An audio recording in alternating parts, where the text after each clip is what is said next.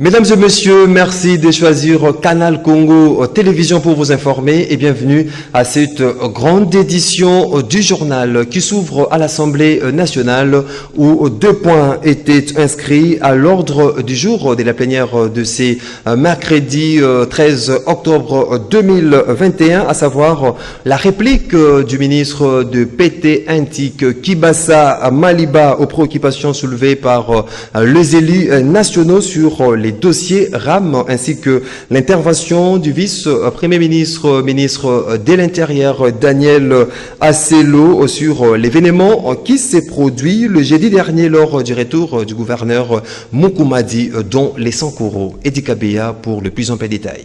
Après plusieurs reports de la plénière sur la réplique du ministre de Pétentique, Augustin Kibasa Maliba, aux préoccupations soulevées par les députés nationaux, c'est ce mercredi 13 octobre que cette plénière a eu lieu. Tout a commencé avec l'examen de la motion de défiance contre le ministre de Pétentique, initiée par le député FCC, une proposition du bureau qui n'a pas rencontré l'assentiment des députés du FCC qui ont boycotté la plénière et promet, à travers une déclaration tenue au Palais du Peuple, de déposer une motion de censure contre le gouvernement Sama Lukonde. La plénière s'est poursuivie avec la réponse du ministre. Pour l'auteur de la question, l'honorable Claude Missari, la réponse du ministre était non satisfaisante car, a-t-il indiqué, concernant les RAM, il n'est pas question des tendances politiques. C'est une question qui intéresse le peuple congolais dans son ensemble. À ce titre, le gouvernement ne peut pas continuer à maintenir la perception de cette redevance RAM. Sur ce, il a demandé au bureau de l'Assemblée nationale de mettre sur pied une commission d'enquête en vue de faire la lumière sur les montants exacts de la somme perçue en ce qui concerne cette redevance. En plus, il a demandé carrément au gouvernement de supprimer les RAM, car au cas contraire, l'Assemblée nationale va passer à la vitesse supérieure. Pour sa part, le président Mousso a demandé au gouvernement de bien vouloir tirer les conséquences de ces actes concernant les RAM pour qu'à la prochaine, ce genre de situation ne se reproduise pas. Une autre question à l'ordre du jour, c'était la question orale avec débat de l'honorable Emery Okondi adressée au vice-premier ministre, ministre de l'Intérieur Daniel Asselo, sur un cas insolite qui s'est produit le jeudi 16 septembre dernier à l'aéroport de Lodja, relatif à la tenue militaire inhabituelle portée par les gardes rapprochés du gouverneur Mukumadi, tel que nous explique l'auteur de la question, l'honorable Emery Okondi. Je l'ai dit dans ma question orale avec le débat, hormis la mégestion, la tracasserie à outrance, les détournements des deniers publics, l'insécurité qui règne en maître, il venait de se passer un insolite où on voit les éléments de la police commis à la garde du gouverneur habillés en une tenue militaire d'un pays étranger. Donc c'est une question où il y avait de sous-questions. Et nous avons le règlement intérieur de l'Assemblée nationale qui définit clairement les choses lorsqu'il s'agit d'une question orale avec débat. Vous savez, nous devons respecter le peuple congolais. Les enseignants des écoles désactivés par le ministre de l'EPST, Tony Mwaba, étaient en sit-in ce mercredi 13 octobre 2021 devant les cabinets du ministre à Gombe. Ces enseignants qui veulent revenir dans leurs droits ne comprennent pas comment le ministre peut désactiver leurs écoles qui ne sont pas fictives. Gisèle Etoko pour les plus amples détails.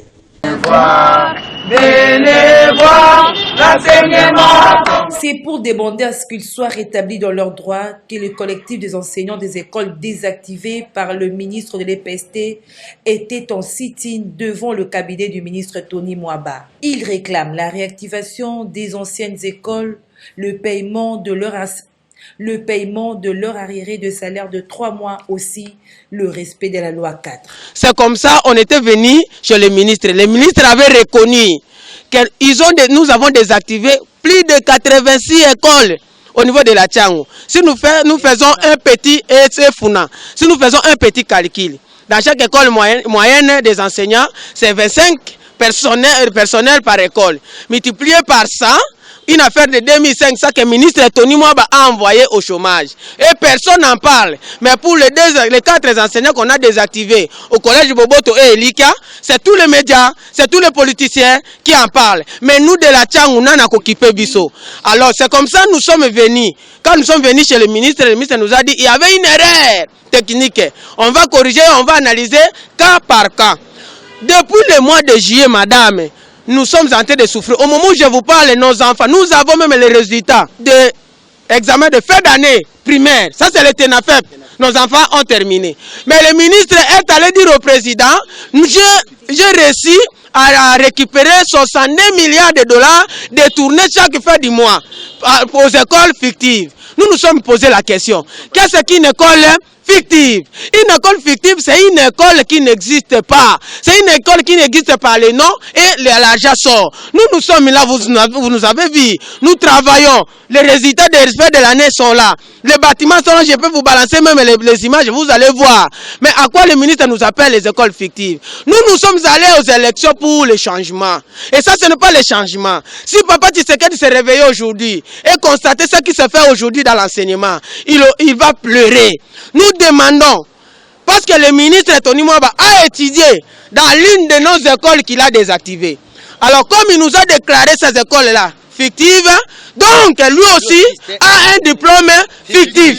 C'est comme ça que nous demandons, comme il nous a désactivés, au président de la République, garant de la nation, que le ministre Tony Mwaba soit désactivé immédiatement et que nous soyons payés. Parce qu'il a étudié dans une école comme les nôtres. Toutes les écoles ne peuvent pas se ressembler. Les écoles de la Gombe vont se ressembler avec les écoles de la Tchango. Et quand ils vont donner les lave-mains, ils vont donner des cadeaux, ils ne partent pas là-bas. Cette année, ils ont construit. Depuis que ce régime a commencé, il a construit combien d'écoles? Si l'école est non viable, c'est l'État lui-même qui va venir construire ces écoles-là. Et aujourd'hui, nous demande, par exemple dans notre école, avec les petits salaires, nous sommes en train de construire petit à petit. Et les agents sont venus, l'école est là, les élèves sont là, les enseignants sont là. Et puis, sachez en plus bref que le procès assassinat Floribert Chebeya et Fidel Bazana, le policier Jacques Mugabo a créé une surprise et un émoi auprès des juges et l'assistance à l'audience publique de ce mercredi 13 octobre 2021 devant la haute cour militaire de la prison militaire d'Indolo. Dans le moindre détail, il a raconté et décrit les circonstances du double assassinat de ses défenseurs des droits de l'homme le 1er juin 2010 dans les installations de l'inspection générale de la police nationale congolaise. Nous y reviendrons. Dans un tout autre chapitre, la grève se poursuit dans les écoles conventionnées catholiques. Approché à ces sujets, l'inspecteur général adjoint de l'EPSP, Bashi Yekula, d'indiquer que la place d'un enseignant, c'est à l'école. Les enfants doivent étudier. Il y a de discussions entre le ministre des tutelles et le banc syndical pour une solution idoine. Il s'est exprimé au micro de Gisèle Olivier Toko. La place d'un enseignant, c'est à l'école. Les enfants doivent étudier. C'est en ces termes que s'exprime l'inspecteur général adjoint de l'EPST, Bashi Yekula, face à la grève des enseignants dans les écoles conventionnées catholiques. Je vous parle en tant qu'un inspecteur, un enseignant de carrière et par vocation. La place d'un enseignant, c'est à l'école. Ce n'est pas dans une usine, c'est à l'école. La place d'un enfant, c'est à l'école, pas à la maison. Il ne faudra pas qu'on fasse la confusion entre des enseignants de carrière et de formation et des opportunistes des enseignants. Quand on a même des revendications à faire, on les fait au lieu du travail. Et nous sommes dans un état de droit. Les gens ont le droit de réclamer et l'autorité a le devoir de les écouter. Je sais qu'il y a beaucoup d'opportunistes, des gens qui se veulent enseignants, qui ne le sont pas en réalité. Un enseignant qui a eu sa qualification, qui a la qualité d'enseignant, doit privilégier d'abord le travail à l'école. Il y a déjà un dialogue entre le gouvernement et les syndicats, bien qu'il y ait eu un peu de perturbations. Quand il y a dialogue dans le respect des principes, on enterre la hache de guerre. Quand il y a dialogue, il n'y a pas de grève. Voilà les principes. Au sujet des inspecteurs de l'EPST qui étaient caillassés au niveau de certaines écoles conventionnées, l'inspecteur général adjoint de l'EPST réagit. Je ne sais pas, je sais qu'il y a plein d'activistes caillassés. Moi, je ne sais pas si on les a réellement caillassés. Un enseignant qui va caillasser un inspecteur, vous comprenez ça? Un élève peut caillasser un inspecteur, vous pouvez comprendre que un élève peut caillasser un inspecteur, un enseignant. Non, peut-être c'est un infiltré du milieu, puisque généralement un enseignant doit respecter un inspecteur.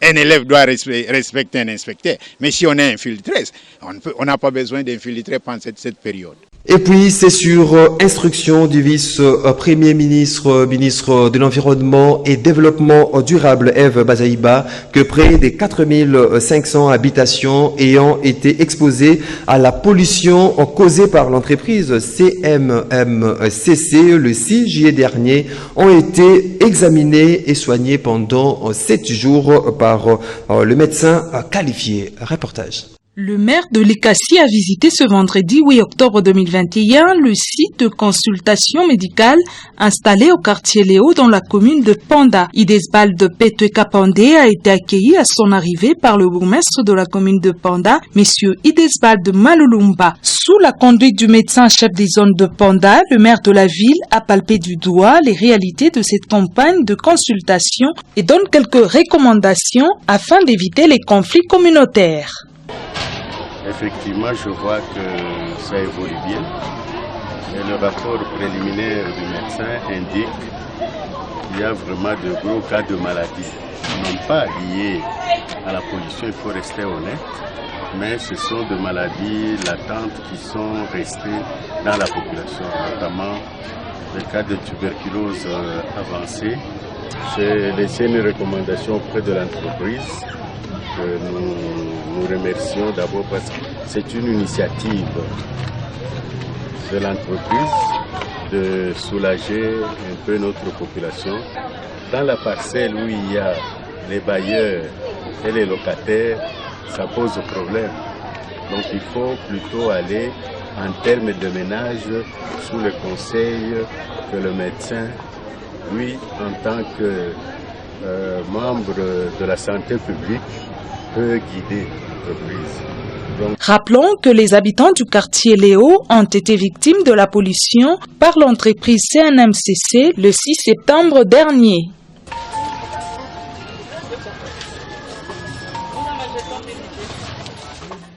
Fini, c'est mardi 12 octobre 2021 à Likasi de la campagne de consultation de masse au quartier Léo dans la commune de Panda. Cette campagne de contrôle médical qui a débuté lundi avait comme objectif de déceler les symptômes et les biens causés dans l'environnement après les débordements de l'acide dans les bassins de rejet et de l'entreprise CMNCC qui, du reste, a été fermée par la vice-premier ministre de l'Environnement et Développement durable, Eve Bazaïba. Suivez. Le maire de Likasi a visité ce vendredi 8 octobre 2021 le site de consultation médicale installé au quartier Léo dans la commune de Panda. Idesbald de Petweka Pandé a été accueilli à son arrivée par le bourgmestre de la commune de Panda, monsieur Idesbald de Malulumba. Sous la conduite du médecin-chef des zones de Panda, le maire de la ville a palpé du doigt les réalités de cette campagne de consultation et donne quelques recommandations afin d'éviter les conflits communautaires. Effectivement, je vois que ça évolue bien. Et le rapport préliminaire du médecin indique qu'il y a vraiment de gros cas de maladies, non pas liés à la pollution, il faut rester honnête, mais ce sont des maladies latentes qui sont restées dans la population, notamment le cas de tuberculose avancée. J'ai laissé une recommandation auprès de l'entreprise que nous remercions d'abord parce que c'est une initiative de l'entreprise de soulager un peu notre population. Dans la parcelle où il y a les bailleurs et les locataires, ça pose problème. Donc il faut plutôt aller en termes de ménage sous le conseil que le médecin, lui, en tant que membre de la santé publique, peut guider l'entreprise. Rappelons que les habitants du quartier Léo ont été victimes de la pollution par l'entreprise CNMCC le 6 septembre dernier.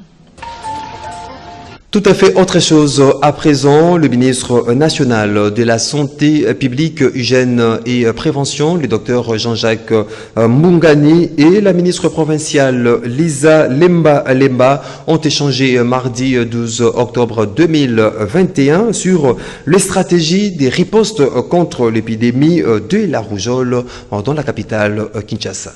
Les ministres de la Santé publique, Hygiène et Prévention, Dr Jean-Jacques Mbungani, a reçu ce 12 octobre 2021 en son cabinet de travail la ministre provinciale de la Santé de la ville-province de Kinshasa, Lisa Lemba. La résurgence de l'épidémie de la rougeole dans la capitale a été au centre de l'entretien entre les deux ministres. Je suis venue d'abord lui présenter mes civilités parce qu'on n'a pas eu le temps de se voir vu que depuis qu'on a été nommé, il a eu à faire des voyages, des déplacements.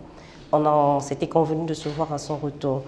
Donc la raison de ma visite aujourd'hui, c'est par rapport à l'épidémie de rougeole. Comme vous le savez, il y a une épidémie qui a touché 4 zones de santé au niveau de la ville de Kinshasa. Et il y a quelques cas quand même qui ont augmenté. Donc je suis venue voir le ministre national pour avoir son appui, parce qu'il faudrait quand même voir une riposte sur toute l'étendue de la ville de Kinshasa, donc, et bénéficier quand même de son accompagnement. Lui, c'est le ministre national, donc voilà. Il a déjà un programme, il a aussi un plan de riposte, parce que autant au niveau de la ville de Kinshasa, à l'intérieur du pays, il y a aussi quelques cas. Donc il a déjà son plan de riposte bien établi. On va se convenir incessamment là, dans les 48 heures, pour mettre un plan de riposte ensemble. Nous allons joindre notre plan de riposte. 4 zones de santé de Kinshasa sont touchées par cette maladie, dont certains cas sévères ont été signalés dans les quartiers périphériques de Kinshasa. Après échange, les deux autorités sanitaires se sont convenues de se retrouver encore dans 48 heures au cours d'une réunion élargie dans laquelle les experts du ministère provincial de la Santé sont également conviés pour mettre en place un plan global des ripostes contre la rougeole à Kinshasa. Toujours en santé, l'état de lieu de la vaccination contre la Covid-19 a été dressé c'est mercredi 13 octobre 2021 par la directrice du programme élargi des vaccinations, PEV, lors d'un point de presse qu'elle a co-animé avec la présidente de la communication et risque engagement contre la Covid-19, GREC, une activité appuyée par l'UNICEF. Il a été constaté des avancées significatives en termes de vaccination depuis que les autorités ont accepté de recevoir le dit vaccin. Autre détail avec Nancy Laetitia Ileka. Le secrétariat technique contre la Covid-19 a tenu son point de presse hebdomadaire ce mercredi 13 octobre. La problématique de la vaccination contre la Covid-19 était au centre de ses assises. C'était l'occasion pour Dr Elisabeth Mukamba, directrice du programme élargi de vaccination, de dresser un état des lieux de la vaccination contre cette pandémie. Selon elle, il y a eu des avancées significatives depuis la vaccination des autorités. L'objectif était d'abord de vacciner les personnes à risque. Actuellement, plus de 85 000 personnes se sont fait vacciner. Face à une forte demande du vaccin AstraZeneca, le deuxième lot arrive très prochainement. Il fallait donner l'opportunité aussi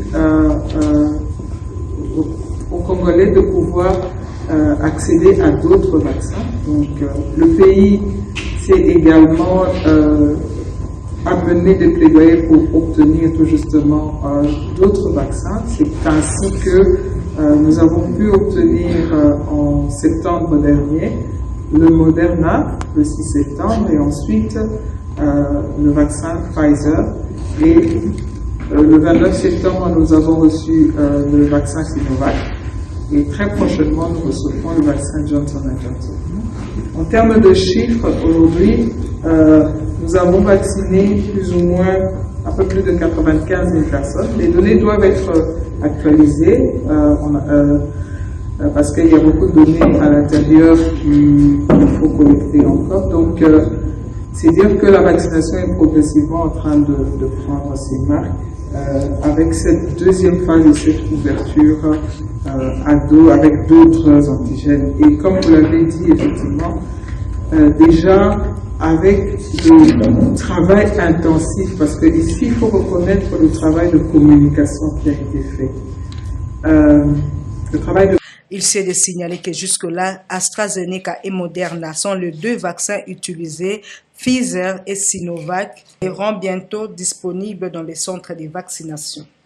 Parlons à présent de cette cérémonie mercredi 13 octobre 2021 de la pose de la première pierre de construction du laboratoire hydroélectrique au siège de la direction provinciale de l'Institut national de préparation professionnelle INPP, et c'est Nana Manuanina Kiyumba, ministre près la présidence de la République, qui a posé la première pierre de construction, nous dit Bob Zamba dans ses reportages.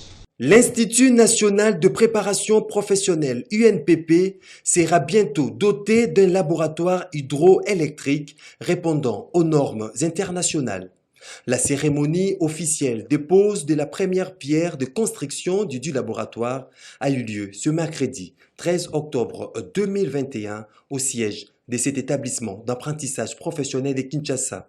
Ainsi, dans son adresse du jour, Patrick Kayembe, directeur général de l'UNPP, a tenu de prime abord de rendre un vibrant hommage au chef de l'État Félix Antoine Tshisekedi Tshilombo pour sa vision et son engagement d'accompagner la jeunesse congolaise dans le développement de ses compétences, avant de rappeler à l'opinion l'importance des énergies alternatives dans le développement d'une nation. C'est à quoi, dit-il, l'INPP s'est focalisé sur la filière des énergies renouvelables.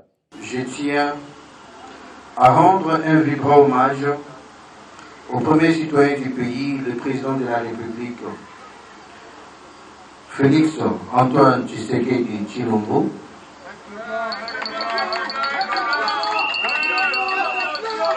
pour sa vision et son engagement à accompagner la jeunesse congolaise dans le développement de ses compétences en vue de la rendre plus compétitive sur le marché de l'emploi, ainsi de fournir à l'industrie congolaise une main-d'œuvre qualifiée, en tenant compte de l'adéquation, formation-emploi, mais surtout de favoriser au sein de cette jeunesse l'émergence d'une classe d'entrepreneurs.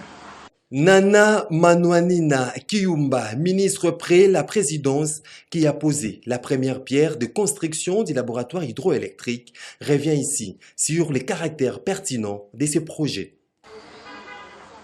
Ma gratitude va tout droit à l'endroit de son Excellence, M. Félix Antoine Tshisekedi Tshilombo, président de la République, chef de l'État, qui ne lésine pas sur le moyen en ce qui concerne le bien-être social du peuple et dont la cérémonie de ce jour en est une démonstration éloquente dans l'amélioration de l'utilisation de l'énergie hydroélectrique dans les recoins de l'arrière-pays.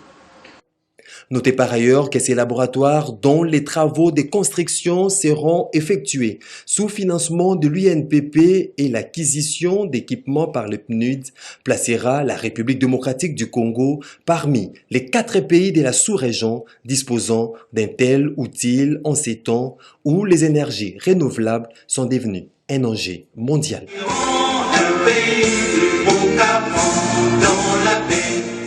Lisons à présent les journaux parus c'est mercredi 13 octobre 2021 dans la capitale Kinshasa, revue de presse.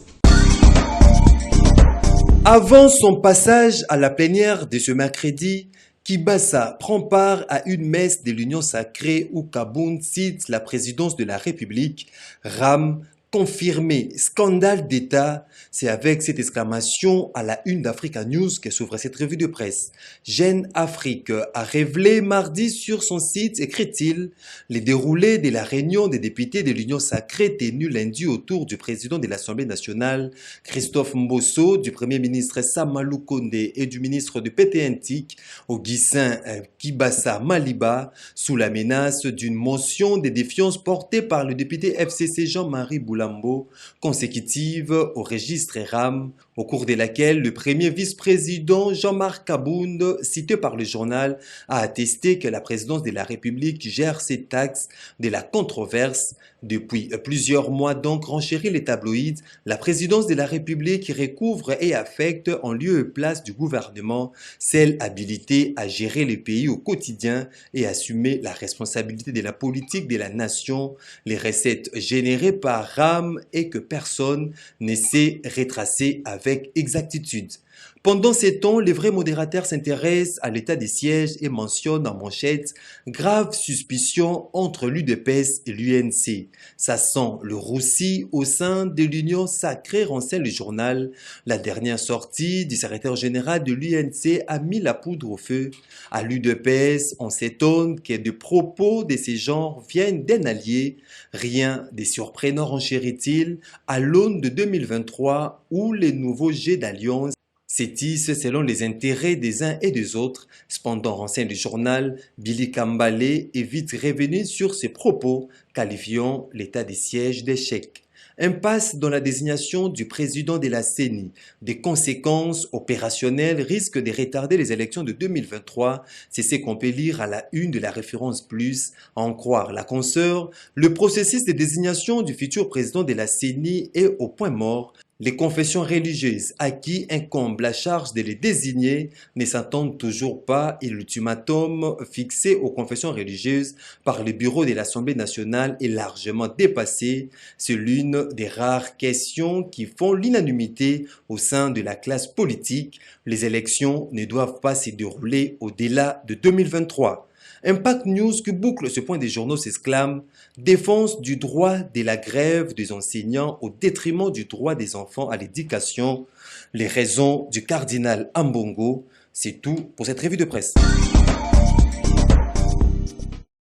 Voilà qui met fin à cette grande édition du journal. Mesdames et messieurs, merci de votre confiance renouvelée et très bonne suite de programmes sur Canal Congo Télévision.